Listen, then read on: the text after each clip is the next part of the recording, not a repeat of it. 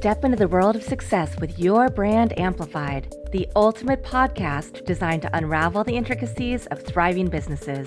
I'm your host, Annika Jackson, and I'm on a mission to uncover the stories, strategies, and secrets that have propelled entrepreneurs and business leaders to success. My next guest has an amazing theme. In fact, when he first emailed me about connecting for the show, his opening statement was, "Hope you're feeling too blessed to be stressed today." And I resonated. I was like, yes, this is happening. So I have the pleasure of having Matt O'Neill, a top podcaster with Good Mood Revolution, and just a man who's going to bring a lot of joy and enthusiasm and learning to our show today. Annika, thank you so much for having me. Yeah, the energy that you showed in your email is the same energy I'm seeing right now. And I think that's so important because it shows that you show up this way every day, that you're authentic, that this is meaningful to you. Well, we can get super stressed. I certainly can. And, I've grown a big business. I have 2 companies, 80 employees, lots of things that can happen any day. Things can go wrong, anxiety, fear, all this stuff can show up. But I want to show up every day feeling too blessed to be stressed, because otherwise we're just stressed out all the time. Yeah. I think success without happiness is the ultimate failure. I think that's why a lot of people build up careers in the corporate world, and then they're like, I've made it. I've made the title. I've made the money, but I'm not happy. And then They leave to find something else. Now, you have built a major business, a top real estate brokerage, lots of employees, lots and lots of money and revenue. What were you doing before that? Yeah, I got into this business when I was 25. Oh my God. Before that, I had just graduated from college and I couldn't find a job. And I couldn't even get a job selling copy machines. Wow.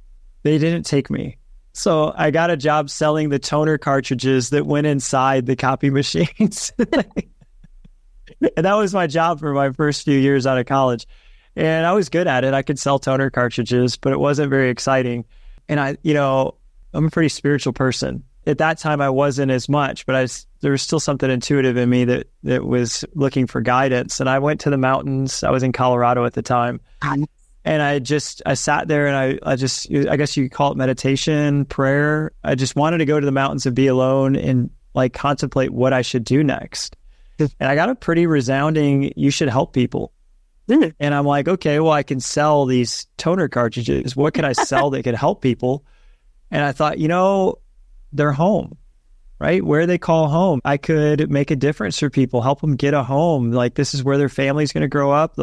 I could really make a difference in people's lives. So I got into real estate at age 25 with a mission to help people. And from there, business strategies and different things. And we grew and we grew and we grew, and it became a really big company.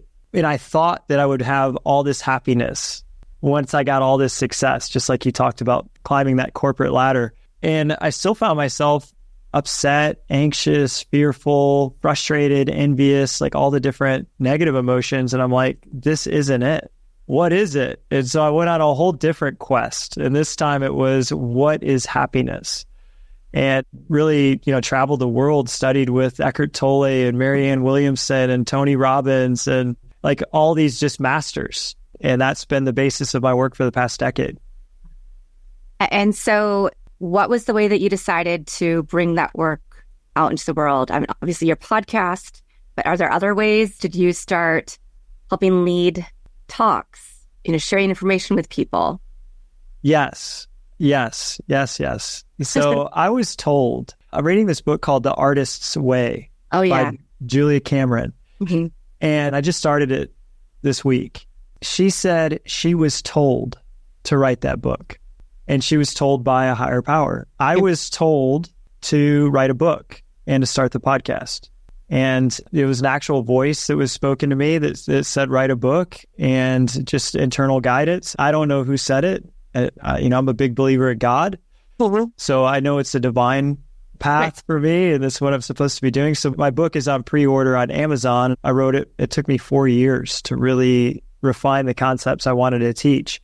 but I teach about how to get out of the 8 bad moods that we all experience, and we're all going to continue to experience them. I experience all 8, but I just don't want us to stay there, because we don't need to stay anxious and fearful and not feeling good enough and angry and prideful. Like, we don't have to stay in those emotions. So I teach steps to get out of those and then get back to feeling joyful, because that's really our natural state of being, and that's where we all want to be. Oh, 100%. And it is hard because you can have something that's super joyful and positive for you, but then it can negatively affect other parts of your life because you're so invested in your growth and what you need to do to get where you want to be on that happiness trail. So what would be an example of that? A recent example would be just knowing that I left a corporate job to focus on teaching, podcasting, working with small businesses, because that's what I really love to do, getting my master's degree so that I can get a full-time job as a professor, because I teach grad students, but I don't have the M, right?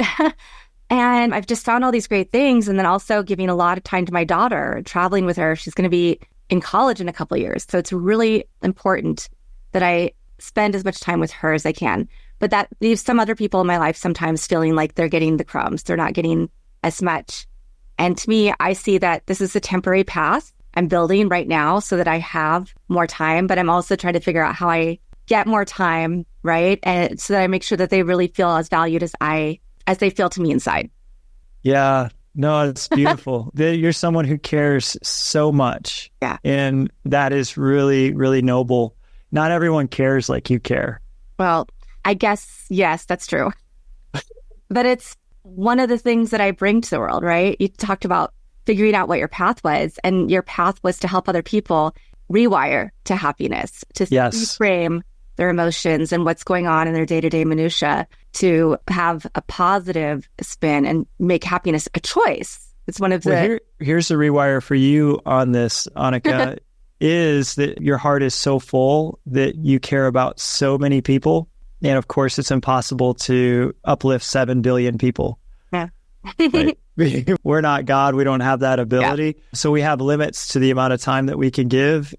And that your desire to want everyone to feel good is a really positive and noble thing. And at the same time, you have to prioritize. So it sounds to me like your daughter is one of the biggest priorities in your life, and your work is one of the biggest priorities in your life. And I think you probably got both your priorities right. Oh, well, thank you. Because your work is here making everyone in the world better, right? All these thousands of people that listen to you are all benefiting from what you do. And that's why I think podcasting is so powerful too, because when else can you get up on a microphone and just give a talk to thousands of people? Yeah, so true. And have conversations and create this new network of people that now I know I can reach out to this person if I am looking for an expert, or, oh, I need to connect these 2 people. Or if you're ever feeling down, you can call Matt, and I'm here for you. Okay, I love that. Let's talk about Good Mood Revolution. Yes. Yeah, you're a top podcaster. Yes. Have you been bringing the thought leaders that you've worked with onto the podcast? Do you bring a variety of people? Yeah, absolutely. Really, though, my favorite is to do solo episodes because I just really love teaching.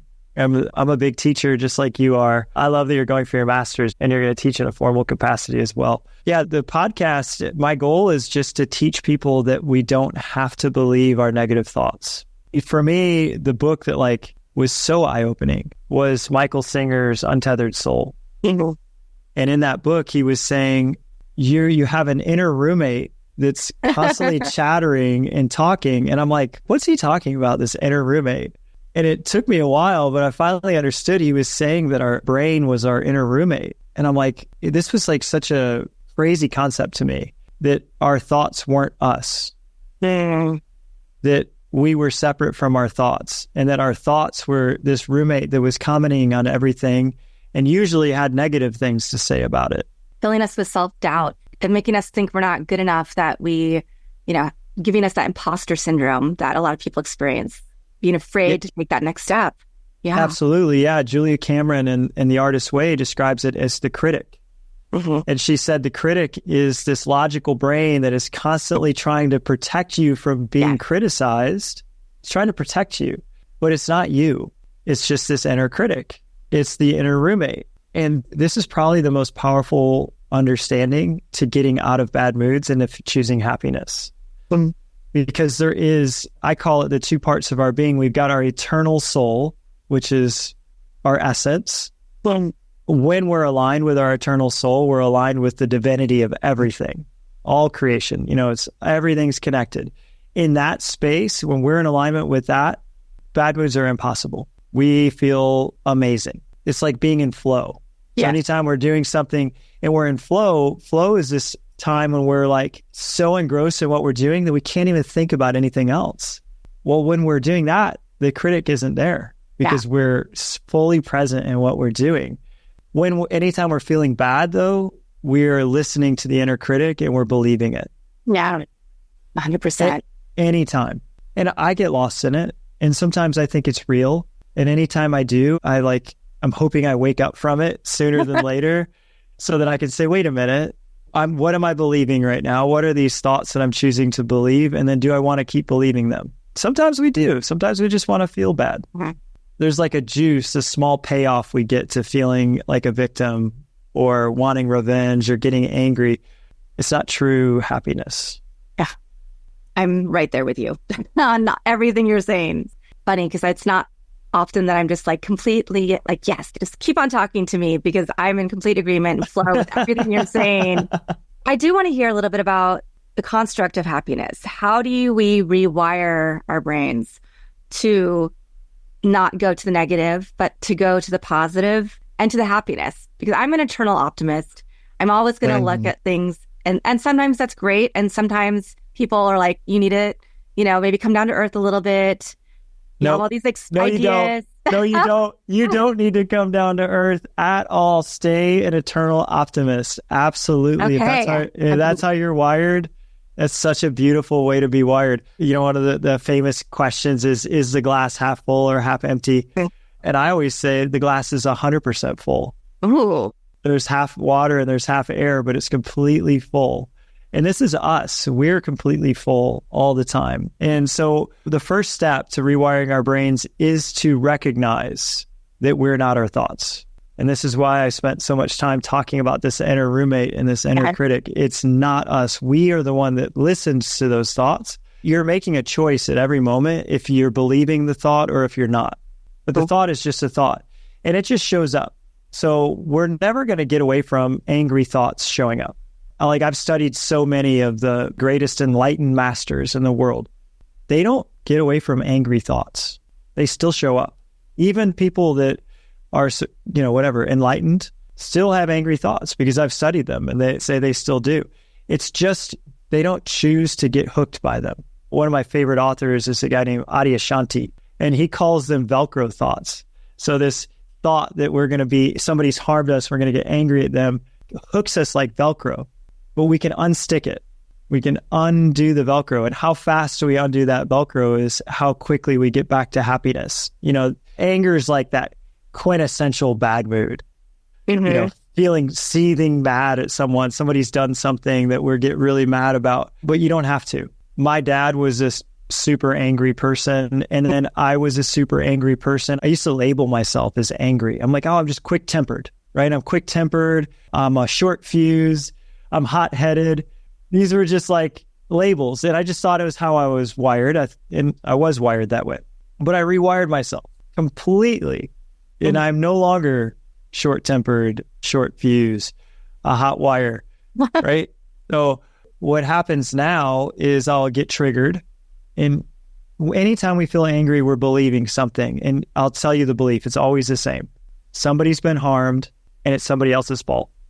Every time there's anger, those two beliefs exist. Somebody's been harmed and somebody is to blame for it. And it's not me.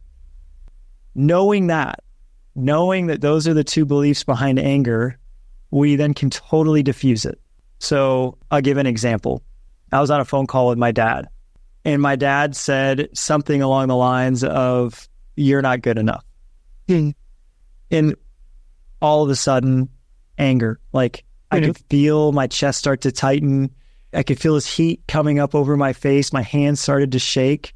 right? And I just wanted to explode in anger at this comment. And I didn't, because that's not going to be productive. Yeah. So I said, you know what? I got a really important call coming in. I'll get back to you. I got to run. And I got off the phone, and then I went to my journal, and this is how we get through it. Because anger can box us in. Anytime we talk to somebody else in an angry tone, we then have to justify what we just said with more angry tone to prove our point more. If I went and recruited my wife and I was like, Katie, you wouldn't believe what my dad said. And then what would she say? She'd say, how awful. Like, I can't believe it. You're so right. And then now I'd go to like my friend and say, can you believe this, what they said? And maybe to my mom or all these other people. As soon as we start to talk in this angry tone, we box ourselves in because we now have created this whole story we have to defend. Right. We don't deny the anger, but we don't have to perpetuate it by telling the story of it.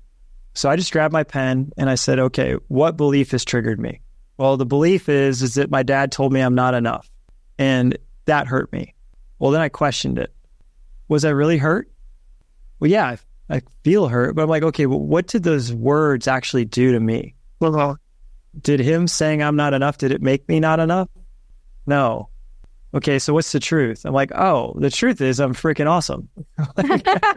I'm more than enough. I'm so worthy of love, right? Like, and then what's another truth here? Well, he doesn't feel like he's enough. Oh man, this is a guy that's in suffering that doesn't feel like he's enough. And so he's trying to bring everybody else down. Okay, well, here's some compassion for somebody that I don't want to see suffering, that is suffering, that he can't help it. He feels like he's not enough, so he tries to make other people feel that way. All right, the whole anger dissipated just a couple moments asking myself if I was really harmed. Yeah. And was it all his fault? Well, that's another really interesting question. Was it his fault? I mean, his dad told him that he wasn't enough. So, and my dad just happened to believe that he wasn't enough. Is it really his fault that he doesn't feel like he's enough and that he then makes me try to feel the same way? Or is he just conditioned him from the way he was raised? And maybe he didn't run into the same people I ran into and didn't read the same books I read. And this is the best he could do.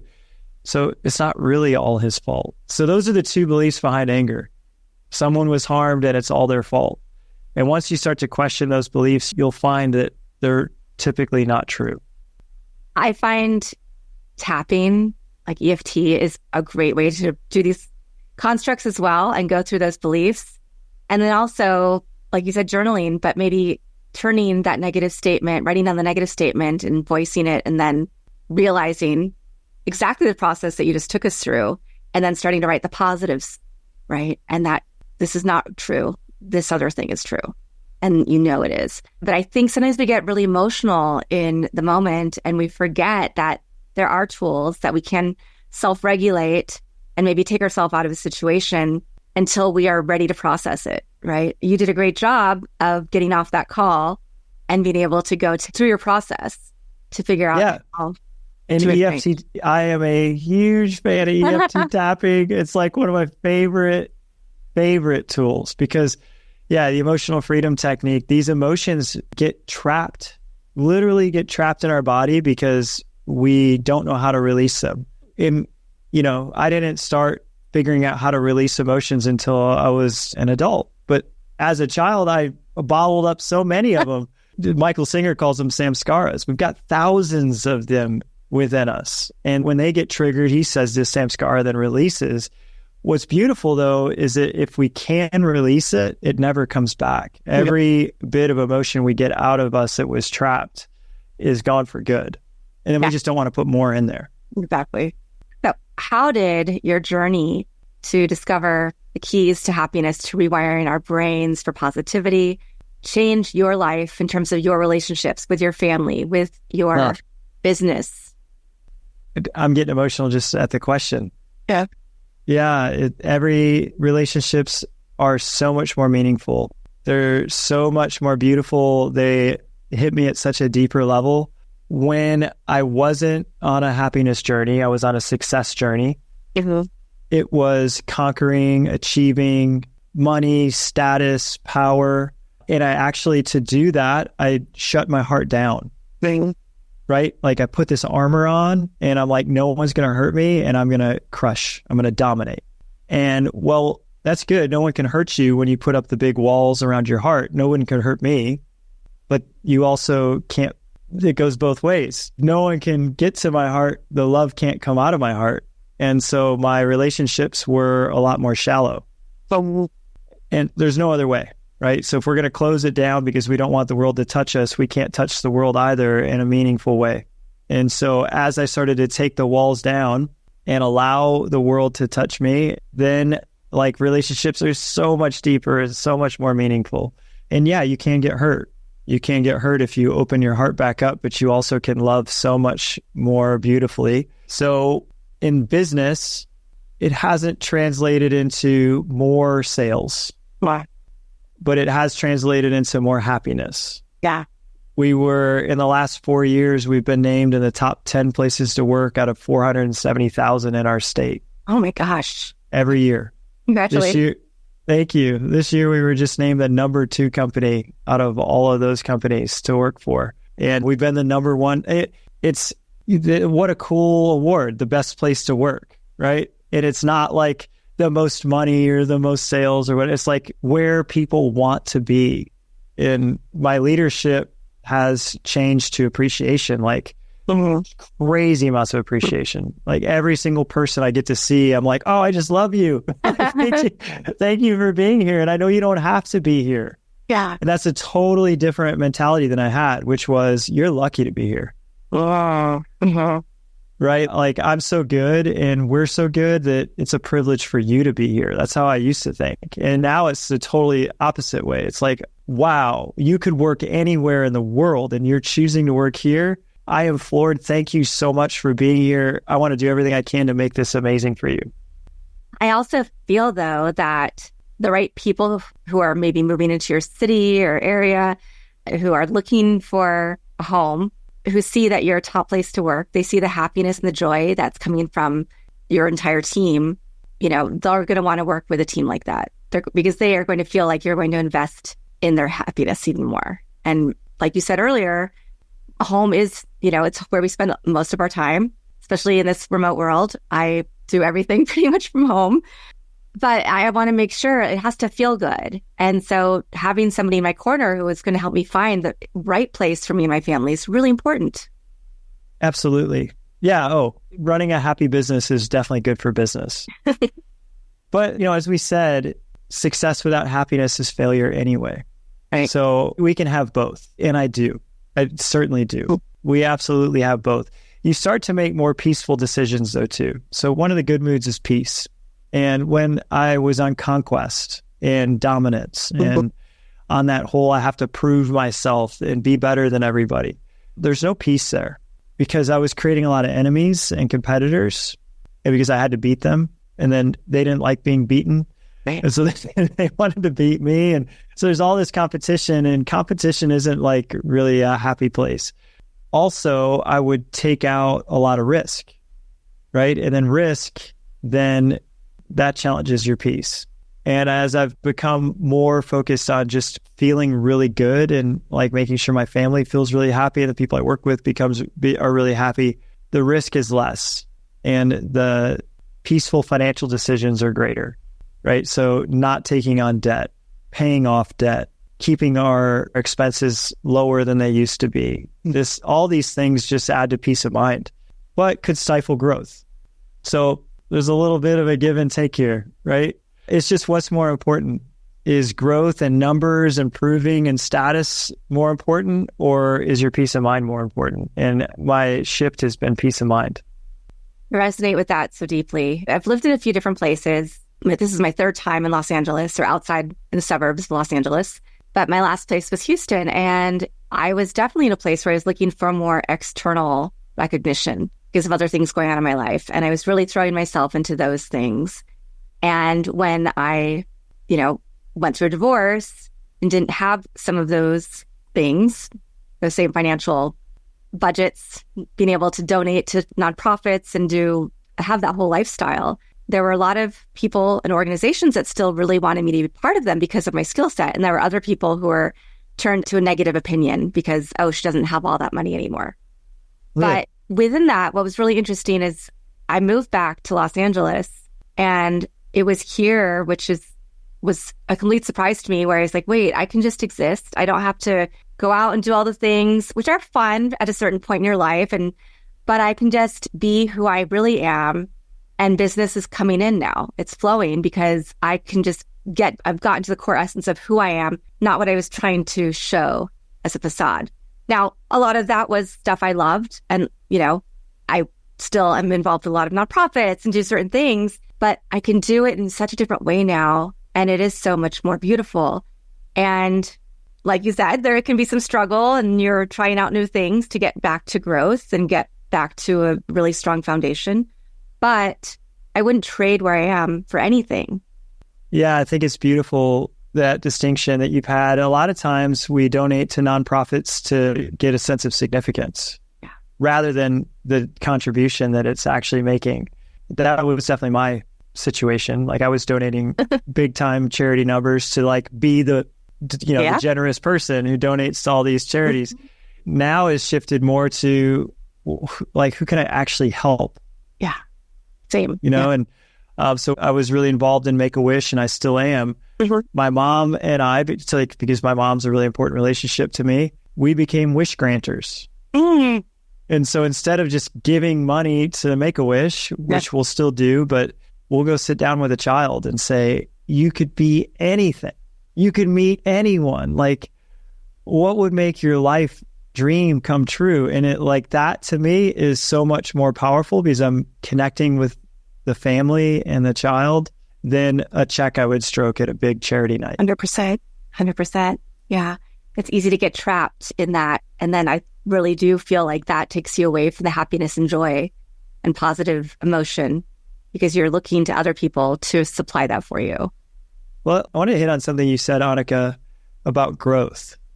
Tony Robbins' definition of happiness is happiness equals growth. And I can't poke holes in it. I can't find where that's not true. And other people have said, I don't think that's true, as I've shared this, but I can't find how it's not true.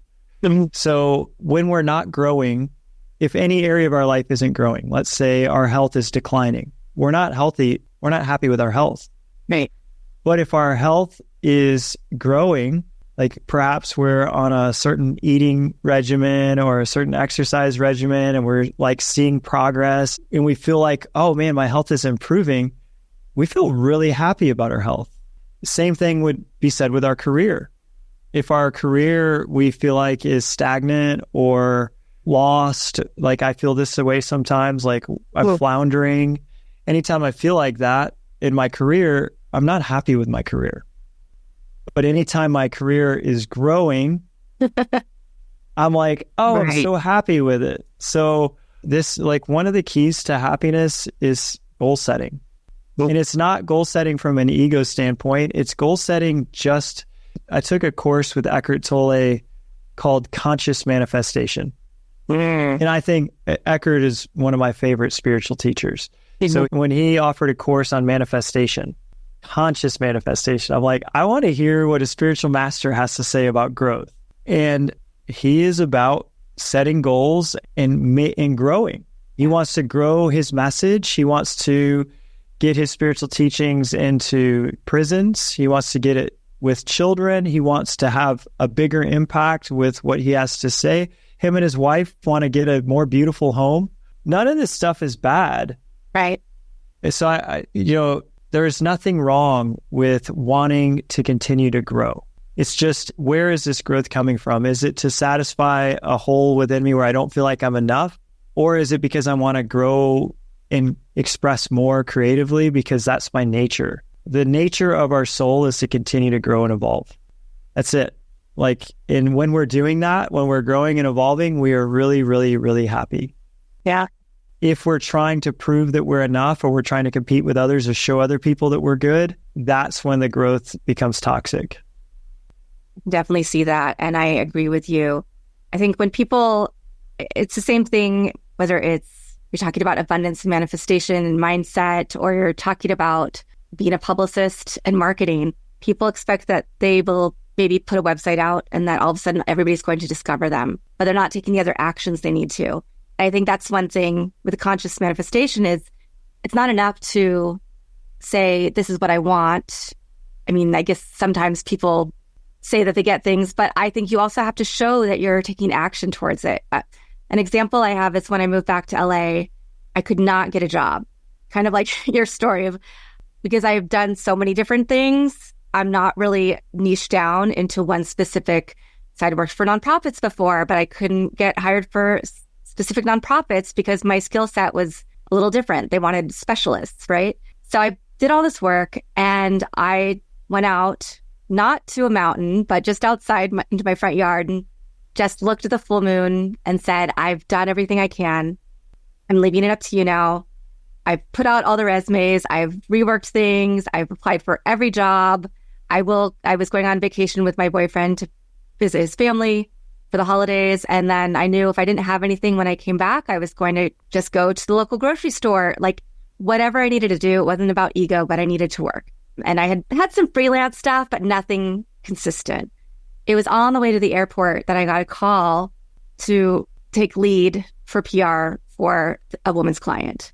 It was on that trip when we had the first call. And then I came back and she kept giving me more clients.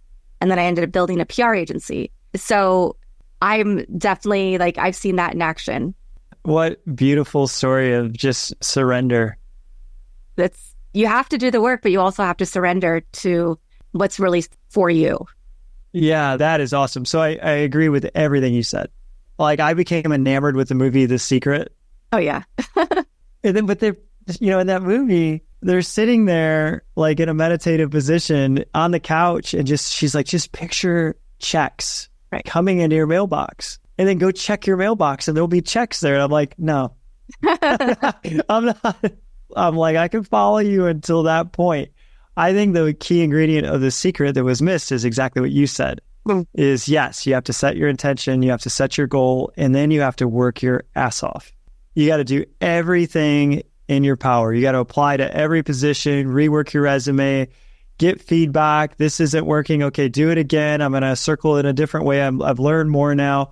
And then at a certain point, when you really have done everything, you have to surrender because this isn't really our life anyway. Like God is in control of all of it. All of it. We don't even know if our heart will be beating tomorrow. So surrendering to God and saying it is in your hands is the truth. Every single day is in God's hands. So I think it's just beautiful that as soon as you surrendered, God was like, oh, okay, that's all I wanted you to do was to just surrender. And then boom, you ended up with the work that you were looking for. Yeah. But then also you get these little tests, right? To see if you're really committed. I think part of the growth is definitely a growth towards surrender. This is what Eckhart said. This is what many of the great spiritual teachers say, is that everything in life ultimately is leading to complete surrender to God. That's where all of this is headed. So we're going to die, right? On our deathbed, you can try to resist that you're surrendering completely to God. It's not going to work. Eventually, you're going to surrender completely to God because there's no other choice. Good.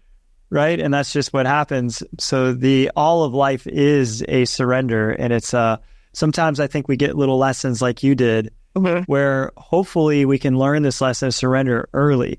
I had one of those moments when my son was born. My wife and I this was our fourth child. 3 pregnancies had gone so smooth. We were cocky. We're in this hospital room and we're like, oh, we've been here before. I'm like, hey, cracking jokes with the nurses, like no worries at all. And then all of a sudden the heart rate monitor starts beeping weird. And then 10 nurses fly into the room and then they're moving Katie in all these different positions. And then 5 doctors show up and then they unplug all the things from the wall and run with Katie, just run. And I'm like all alone in this room. And I'm like, what is happening right now? And they said, your baby's dying. Oh my gosh. And they said, if we don't get your baby out immediately, he's not going to make it. And they didn't even have time to numb Katie. They just cut and did a cesarean The baby was out within 4 minutes. I was in the room. I'm holding her head. All she's screaming as they pull our son out, is my baby okay? And like, she's screaming it. All these people are in the room and no one says anything. And he wasn't crying. They do this test, this APGAR test. Yep. His body's limp, white. He was a 1, non-responsive.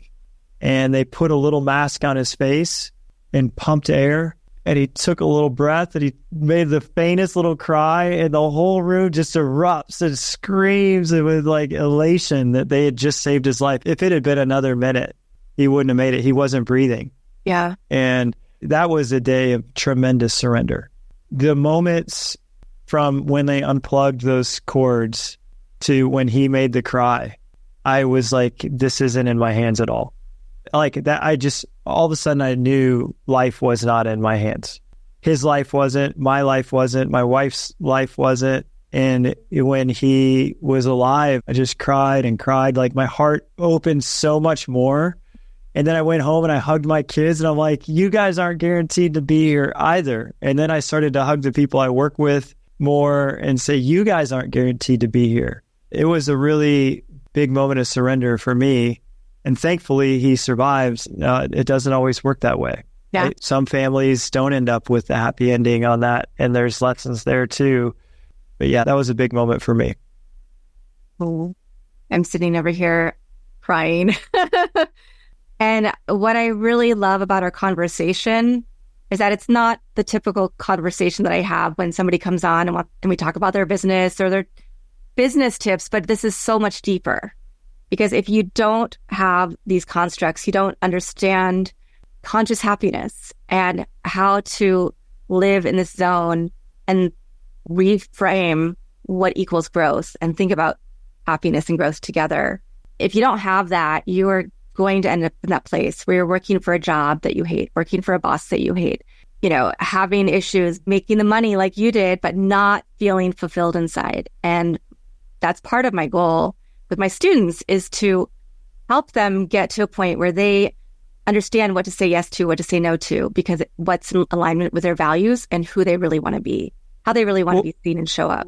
I think you're right. Like we can get so trapped because the money's there, which then gives us a status, which then makes us feel like other people value us. And then we could just keep doing this thing that we don't like to do anymore, that doesn't fulfill us, to keep having that status and keep having that money. But here's the reality. We never have to do anything we don't like.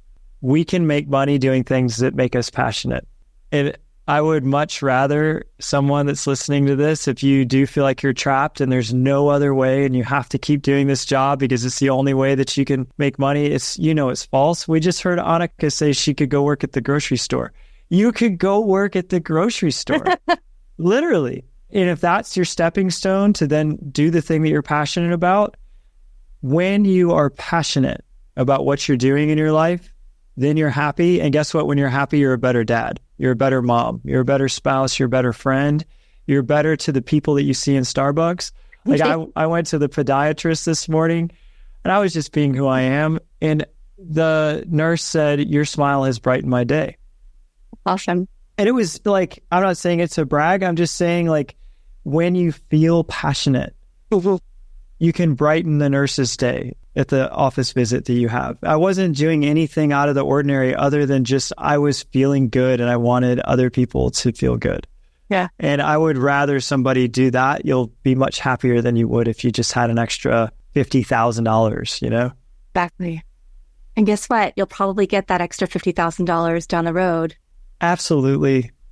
Money comes from passion and energy and creativity.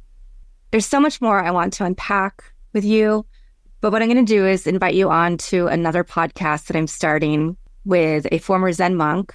We're going to be talking about kind of a conversation like we've had today, maybe just more talking on the spiritual side and the tools because he has a whole construct that we use for feeling empowered in business, in life, communicating clearly, doing the outer work. And we're starting the podcast in a couple months. So I will definitely want to have the next round of this conversation with Alan Knight and myself and you.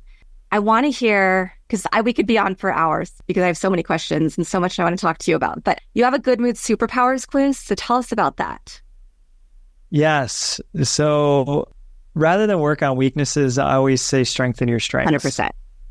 And I've got a quiz where you can identify what is your good mood strength, what's your superpower. And then once you know what your superpower is, lean into it and just live it. And so anyone that wants to, it's free on my website, mattoneil.com. And you can just find out what your good mood superpower is. And then when you get that, there's instructions about how to amplify it in the world. Nice. Thank you for that. And your book is on pre-order. Is that also on your website?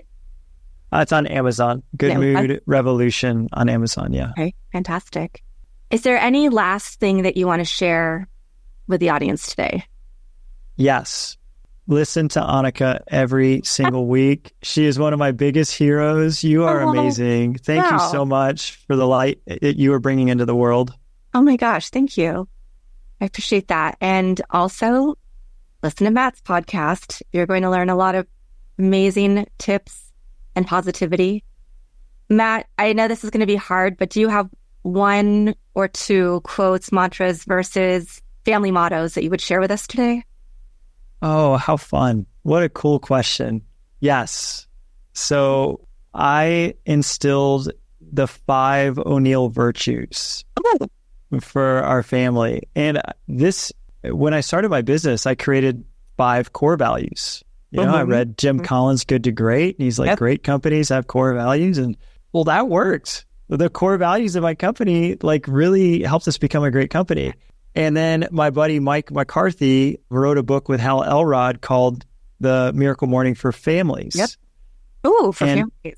And in that, he talks about creating core values for your family. So my one tip about a family motto is the O'Neill family virtues. And it has been a game changer. So one of the 5 virtues is O'Neills are brave. My daughter was terrified to be on the news. And the newscaster was at our company and he's like, Harper, would you help me announce the winner of the drawing contest, the children's drawing contest for Christmas? And she's like, no. She's like, I can't do it. And I go over and I get down on her level and I said, Harper, what are O'Neills? And she said, O'Neills are brave. And I said, I know the only way you can be brave is when you feel scared. If you didn't feel scared, you didn't have opportunity to be brave. This is an opportunity for you right now to show yourself how brave you can be. And she got on the news and she announced the winner. And it was a life-defining moment. She was 6 years old. Since that time, now she does talent shows and she's dancing and she's doing cheer and she ran for student president in her whole school. And she didn't win, but she ran, right? Yeah. And so I think instilling virtues in your family, the things that you want your children to be, can alter the course of their lifetime. So so the 5 virtues, O'Neills are kind. That's number 1. Now, are we always kind? No. But we strive to be, right? And O'Neills always have fun. Yeah. And O'Neills, we do the right thing. Mm-hmm. So that's one from my wife. And hopefully this do the right thing will be something that will guide them when they're presented with some challenging circumstances. Because once they're 16 and they're driving, they're going to be presented with life. And then when they're 18 and they're off at college, that was it. So where I'm hoping these virtues just continue to guide them, and they're going to do the wrong thing sometimes, because I did, and we all do. Learn a little. Yeah. And then O'Neills are healthy. And this is another one I think that can help guide them the rest of their life. Yeah. So when we're making a choice, I'm like, hey, Cameron, you want to work out with me today? And she's like, no. Let's say, I'm like, it would really make me feel good. And, we're healthy. So, all right, Dad. And then she does the workout, but it's kind of using the virtue to instill, I want them for their lifetime. Yeah. To choose healthy choices. Those are beautiful. It's funny because today is a day when I'm doing stacked podcasts because I'm going on vacation with my daughter and I want to be I don't want to be doing interviews during that time with her. Right. But brave and fun have come up in probably 3 of the 5 that I've done so far today. Wow. Yeah. So I'm seeing that as a sign. That's a sign. Yeah. So with that, Matt O'Neill, this has been one of the most amazing conversations I've had in podcasting. So thank you. Thank you for bringing your wisdom, your expertise, your stories, your journey, your book, your podcast, just everything that infuses you and what all the learning that you've done to get to where you are, I know is going to help a lot of people. Well, thank you so much. It's really, truly my honor to be here. Thank you. And thank you to everybody who's watching or listening. I'll be back again with another amazing guest to share their story. And I will give a quick little plug for the Zen Activation Program podcast that I'm going to invite Matt onto in September, possibly sooner, but probably September is when we'll realistically be able to do this interview and launch that. And that'll be a very different podcast in some ways than this one, but I think it's another one that's going to give a lot of value. I encourage you to listen to Matt's podcast as well, Good Mood Revolution. Sign up for his book pre-order. And with that, have a beautiful day. Thanks for listening or watching to this episode of Your Brand Amplified. Don't forget to leave us a rating or review on your favorite podcast listening platform. And if you want to learn more, check us out at yourbrandamplified.com.